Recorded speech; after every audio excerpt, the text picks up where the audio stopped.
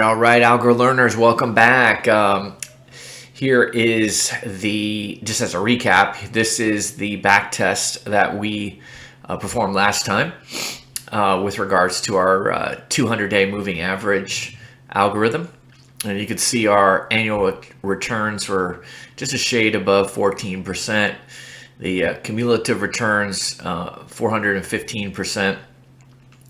And then our volatility sitting around 17-18%, Sharpe ratio 0.83. Again, not that exciting, and a pretty significant drawdown of almost 22%. So let's go back to the code and see how we could perhaps tweak it, and if anything, maybe get the annual returns to go up, and maybe the Sharpe ratio to go up. Okay, so let's go back to moving underscore AVG.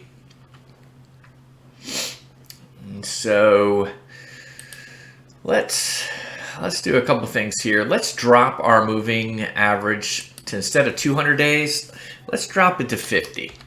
That's going to make things move a little quicker. And then as we kind of go through our before trading, our trade market open, let's also, instead of taking well, if you remember correctly, last time when we looked at this algorithm, we're making some trades based off of what percent is the current price over the 200 moving day average. And we took the largest, and those are the ones that we actually were going to sell short. And so instead of taking the largest 5, why don't we just go ahead and take the largest 2? And so we have to change that from 5 to 2, and then we need to come down here where we're on the line 108 for order target percent. No longer can keep it 0.1 since we have 4 positions. Basically, we're dropping, well, here we have 2 for the largest. I come down here. We also have, we'll drop this from 5 to 2 on the data frame that we're actually going to use to buy long. So now instead of holding 10 positions, we're just only going to hold 4 positions. So instead of a tenth of an allocation to each position, we're going to want a quarter. So we can reflect it there. Of course, remember the negative means we're going to be selling short. And then we're going to come down here and hit 0.25. So we're going to be buying those 2 positions long. So again, we went from 10 positions to 4. And so of course, that's going to make things probably a little more volatile, because we're less diversified, a little bit more concentrated pool. And so that's something I would expect to see in the back test. So anyway, if we go ahead and order up a back test for this new code, I'll go ahead and save the strategy right now. So, and I've already done that and pulled it up. And so let's go ahead and take a look at the results for those 2 changes. And so you can see now that the annual returns went up about 10%. So it went from 14% to 24%. The cumulative returns went from 415%, just above 1,300%. The volatility, though, as we suspected, because we lowered the positions from 10 down to 4, and we reduced our moving day average from 200 to 50. Yeah, that went up pretty significantly. So our annual volatility on the last back test was just below 18%, and here we're just below 30. So it's almost double. Sharpe ratio went up just a smidge, so it was 0.83, I believe, last time. So it's now 0.87, and our drawdown more than doubled. So we were at, again, it's more volatile, and so you could see the increase in volatility, displaying itself on the drawdown. We went from a negative 22% basically in the last backtest to a negative 43%. And so, of course, that's the risk-reward trade-off. Of course, we'd like to, maybe even further refine the algorithm to, keep the same returns but lower the volatility and increase the Sharpe ratio. So, that's for a future topic. But anyhow, so what we're going to go ahead and dive into next, let's go ahead and go back to our moving underscore AVG. And let's just copy this. So we're going to copy the entire algorithm, Control C, and let's go back to strategies, and let's create another strategy. And let's call this one moving AVG V2 for version 2. Let's go buy and hold, code my strategy. Okay, we're going to go ahead up here and paste, and we're going to delete. Okay, so here we go. We have, we've just pasted our old algorithm from moving underscore AVG, and now we've actually pasted it into underscore AVG underscore V2. So we're going to go ahead and introduce several additional moving averages. And then I wanted to be able to demonstrate how we can use more than just one moving average in our algorithms. So let's go ahead and let's work on line 34, 35. And we're going to go ahead and add a couple more moving averages here. So let's go context.SMA, and let's go fast. We're going to call this 5. So a 5-day fast moving average. And then context SMA, let's call this one slow. We're going to do a 20-day. So it's going to be obviously slower than the 5-day. And then instead of this window, let's just call this long term. And we're going to make this the 200-day. So many people look at the 200 moving day average as just kind of a trend line, long-term trend line for the position. So now we'll have 3 moving averages. So we'll have the data for those, and then we'll calculate them, and then we can go ahead and manipulate them in our algorithm to help give us a trading strategy that will produce a long-short portfolio. So we have our counters. Let's see what else. We're good there. Context hist, that's fine. We're going to be, what I do need to do, okay, yeah. So I need to change this from SMA underscore window to SMA underscore long term.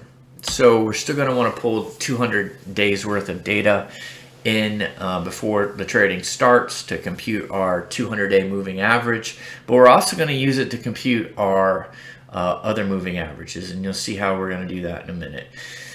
So that's our before trading start function, and then we're going to go into the trade market open function. Again, we're printing our back test date, and we're going to clear out all of our positions if we have any that are there. We're going to close them out. We're taking our universe, putting it into a data frame called DF. And now let's go ahead and SMA long term underscore long term. So basically context hist mean, which is the 200 days, is going to give us our SMA long term. But let's go ahead and create SMA slow. And so this will be context. We're going to see this in a second here on how we're going to do this. Excuse me, so hist, and then we're going to, what you're going to want to do is you're going to open bracket, and then we're going to pull in negative context dot SMA underscore slow colon, and then we're going to go on the end of the bracket and go dot mean open and close paren. So what we're doing here is we're still using the 200 days of data, but we're going to use the most, and slow was 20, remember? And so we're going to use the 20 most recent data points, days, if you will, the closing price for those days, and we're going to take the mean of those closing prices for the 20 days, and that's going to be our moving average for the slope, the 20-day moving average. SMA and fast, so you're probably going to catch on here to know we're going to do negative context SMA fast. So this will be the most recent 5 days, and it's going to take the mean of the most recent 5 days. Okay, so now we have our the data that we pulled down. We've now diced them into our long-term moving average, our slow moving average, and our fast moving average. All right. So now that we have that, a couple things that I'm going to want to pound out here. Well, we have our current price. I'm good with that. So that's going to give our price as soon as the market opens. I'm going to pound out this above underscore SMA and the below underscore SMA. I'm really not going to need that. Okay, let's take a look at the series that we need to add to our data frame. And so let me just do SMA underscore long term. And we're going to go SMA long term instead. And then let's put into our data frame the SMA slow equals SMA underscore slow. And we're going to data frame, we're going to do SMA fast. SMA fast. Then we have our current price, and we don't need these any longer. Okay. All right, so let's start to create a data frame that is going to hold all of our positions that we're going to take into consideration for a short sale. So let's call this data frame underscore SS for short sale. And we're going to refer to the data frame that we've already set up, and we're going to want to look for, well, start with the bracket, and we're going to be making some logical analysis here. And so the first analysis that I want to do is I want to make sure that the current price, well, let's talk trading strategy. So I want to make sure that my current price for the short sale trades, I want that current price to be above the long-term trend. So that's our SMA underscore long-term. I want the current price to be above both the slow moving average and the fast moving average. So I want the price to be above all of the moving averages. So I want the price to be at a high point. And then I want the fast moving average to be above the slow moving average. So now what that shows me is that the 5 day is moving above the 20 day, and so the momentum is completely on the side of the stock. So it's the current price is over all the moving averages, and the fast moving average is outpacing the slow. It's above the slow. And so at that point, that's what I want to put into this data frame. Once I get the stocks into this data frame, then I want to see then I want to compute how far above is the fast moving average above the slow moving average. And I want to compute that percentage difference. And I want to take the top 5 largest percentage stocks that have the highest percent that are above the fast, that the fast line is above the slow moving average. And so that will allow us to then rank the top 5 highest percentages, and then we'll be able to sell those top 5 stocks short. So anyway, then we can do the converse with a data frame for the buying long, and we'll be able to set up our 5 stocks that we actually want to buy long on. So anyway, that's how we're going to be using the fast moving average and the slow moving average to help in our trading strategy. So anyway, follow along here, and it will become more clear hopefully as we go on. So here's the data frame, current underscore price. I want that to be greater than data frame, the SMA long term. So we want that over our 500, or excuse me, our 200-day average. And we're going to come on the outside of the closed paren. We're going to space, and we're going to do an and sign.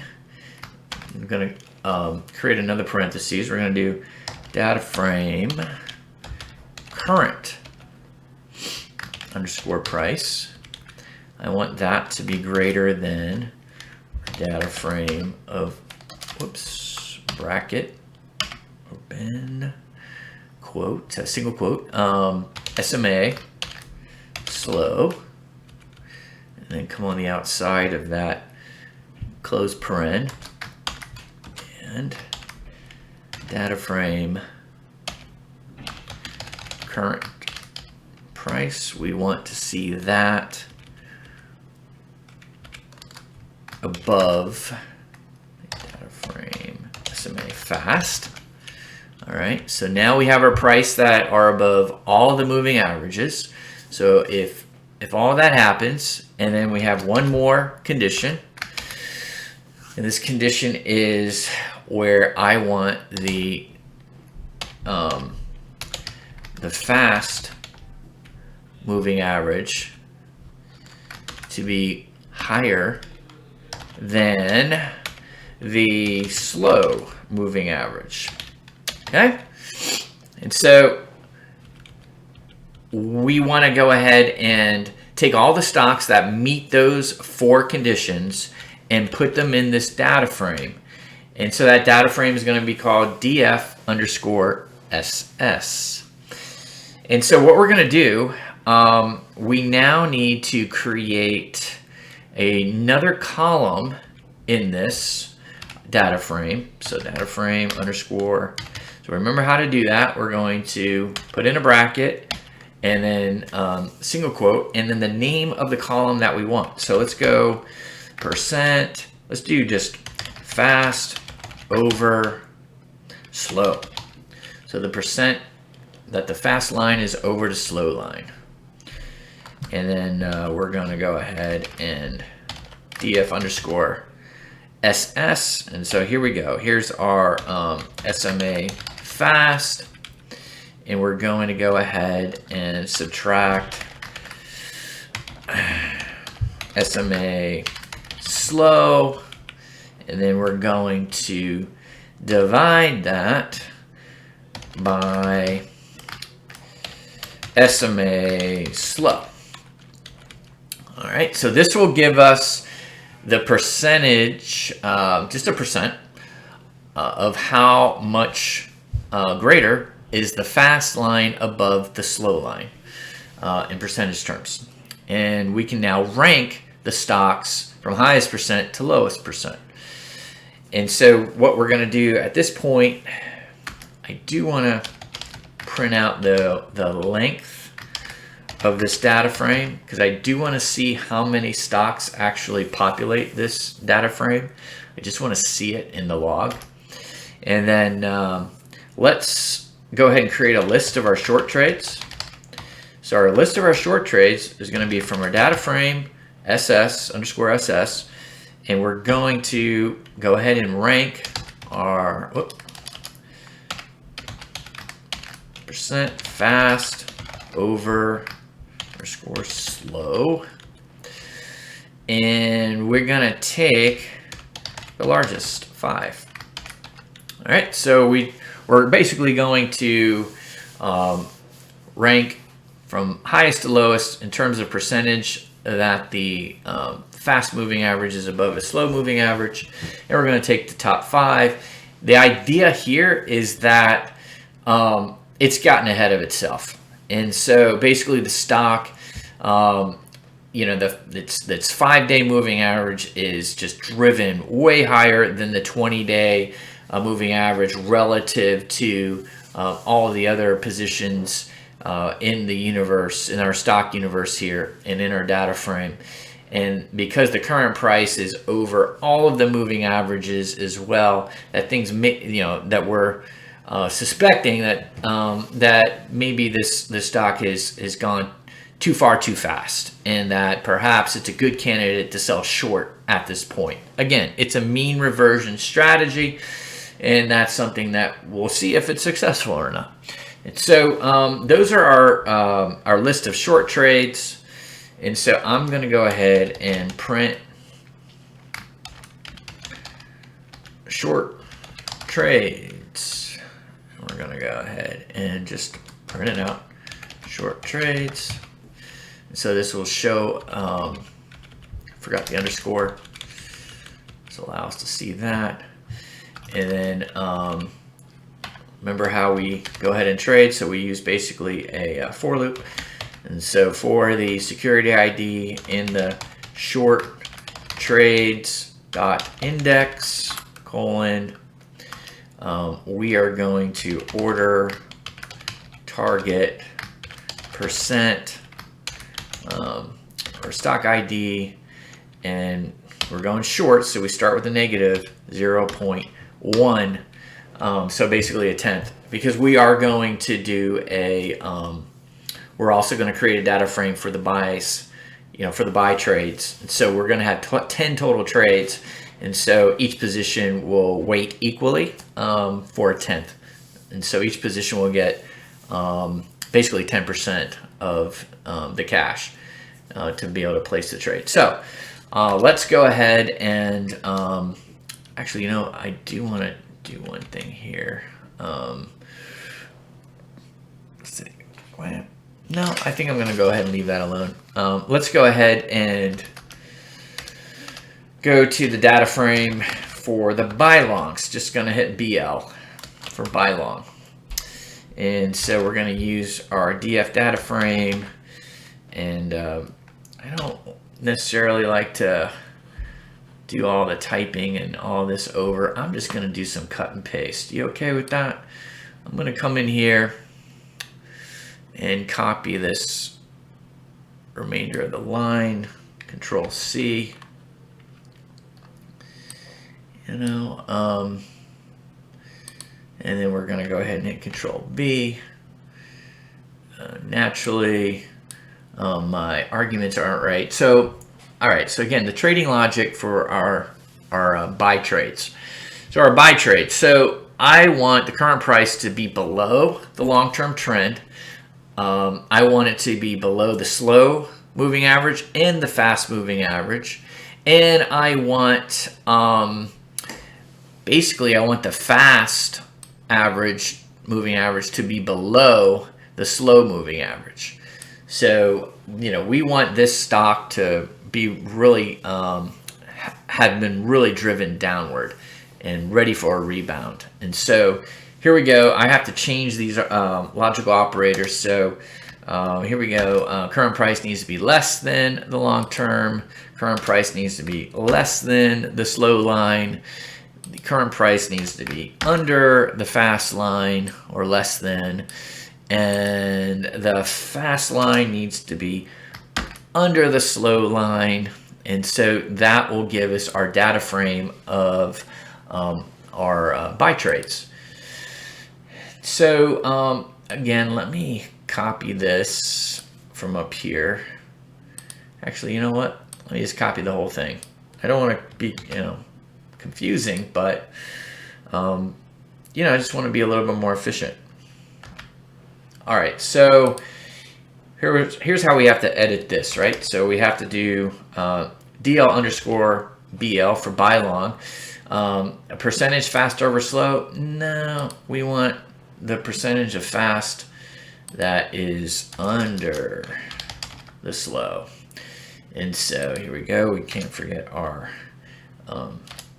BL. And then we got to come in here. BL. And BL.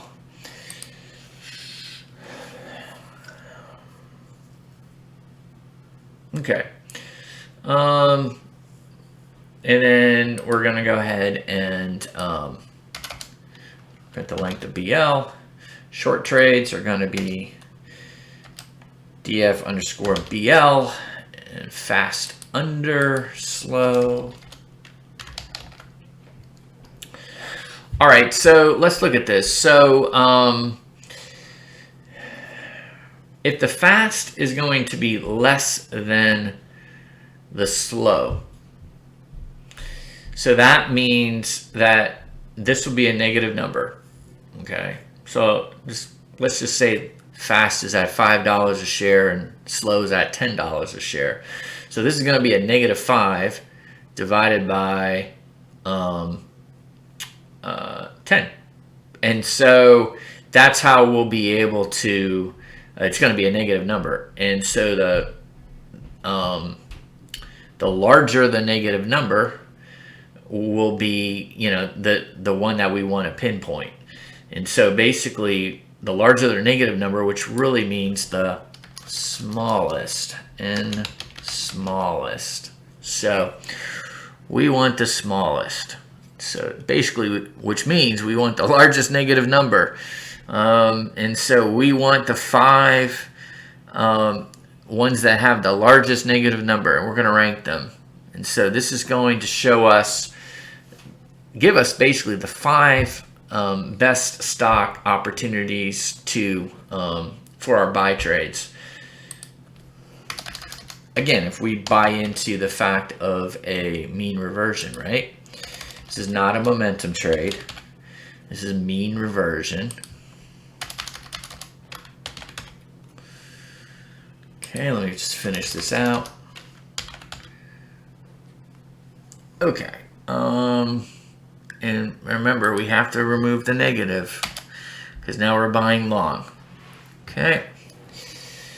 And so the stocks that are the furthest, that have the fast line, the furthest under the slow line, those are the ones that we feel that have been really beaten down and that maybe they're ripe for a comeback and they're ripe for a buy position. Okay, and we're only going to enter in these trades in this long short portfolio at the beginning of the trading day, and then we are going to, let me pound these out here. These are our other ones. And we're going to hold them overnight, and then we're going to exit them in the morning, and then we're going to go ahead and do it all over again. So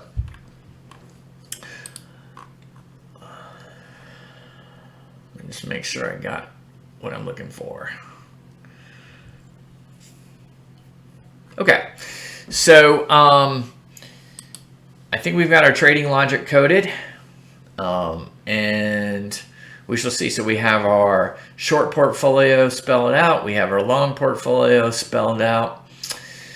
We've got our moving averages all moving. And then let's make sure. And then we're out the next morning. Okay. Let's go ahead and just take a quick look to make sure our logic is working. Let's just go January 1, and we'll just do February 25th. And let's just go ahead and run it and see if I have any syntax errors. If so, I can clean them up.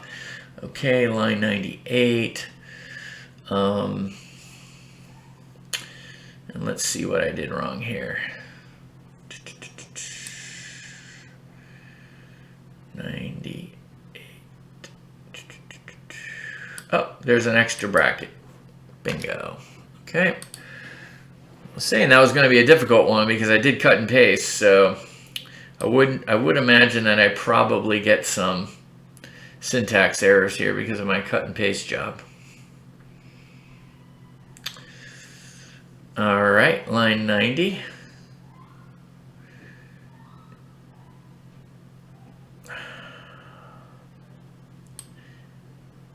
That, let's see here, current price. What did I do wrong there?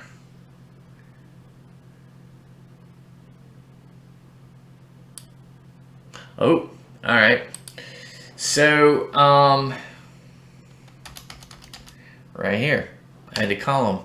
So we go to line 85, and we could see that I'd actually named the column current underscore price, not PX.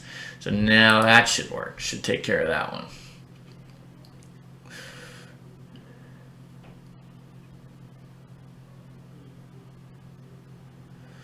And here we go. So, okay. So, all right, so there we have it. The returns just under 1%, drawdown, max drawdown just under 6% for the 2 months, and sharp, very dismal 0.60, and alpha, even more disappointing, 0.04. Looking at the logs, just real quick here. So you go to the 5th of January, you can see the data frame for the short trades. There were 69 positions in it, and then it took basically the top 5 percentage-wise where the fast was over the slow line, and made those short trades, and then of course the buy trades where the fast was the largest percentage below the slow line. And so only 16 positions in that data frame. And then you could see that the next morning we closed out all those positions, which kind of brings me to the point of overnight risk. So we stayed in those positions overnight. So you could see, let me go over to the code. So we bought into our positions here, and then you see all this pound out logic and whatnot. And then there we go. There's nothing else left. We just move on to another function. And then when we repeat this the next day, all right, trade market open, we then sell our open positions the next day. So we have overnight risk here. How would we do this and make our trades at market open, but let's say close our positions 10 minutes before the market closes? How would we do that? Let's go ahead and code that right now, and then we'll wrap up today's session. So let me go up here to schedule functions. Let's schedule a new function. Schedule function. Let's do trade market close. Okay. And we're going to do date rules every day.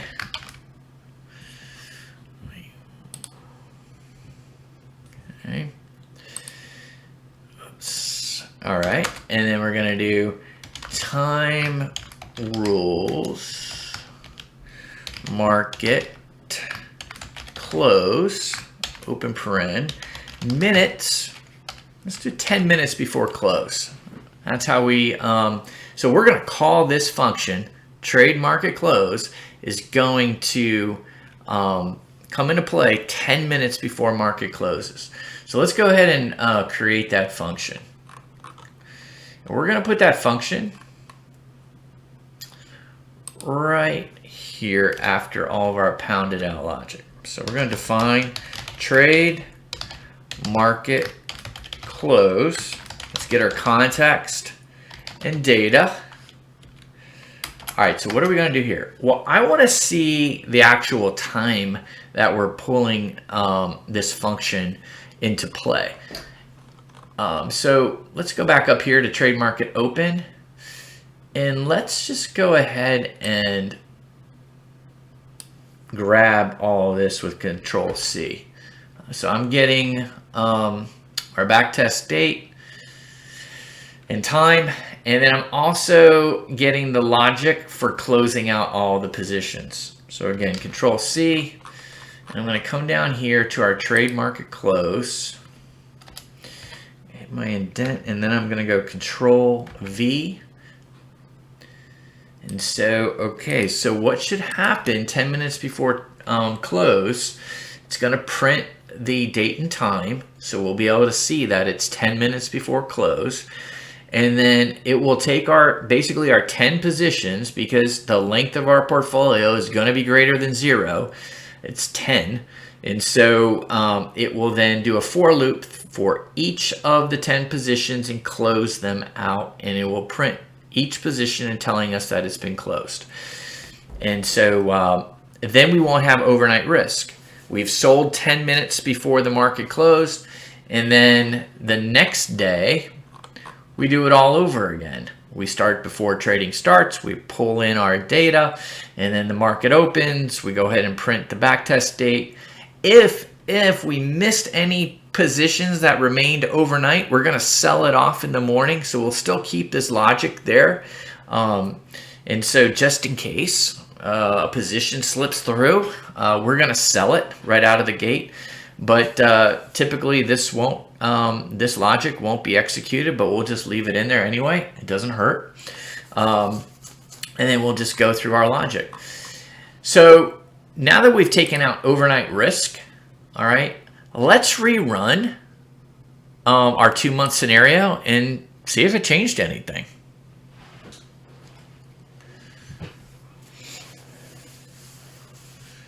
Well, first we have to see if I have any no syntax errors, so that's a good start. It's kind of like watching a horse race. Okay, and our horse just nudged out the benchmark at the end, but it's a much different result in this case. Look at the returns. In the previous one, when we had overnight risk, our returns were actually just under 1%. Now for the 2-month period, it's just over 6%. Our drawdown, our max drawdown, was just under 6% in the last one. Now it's at 4%.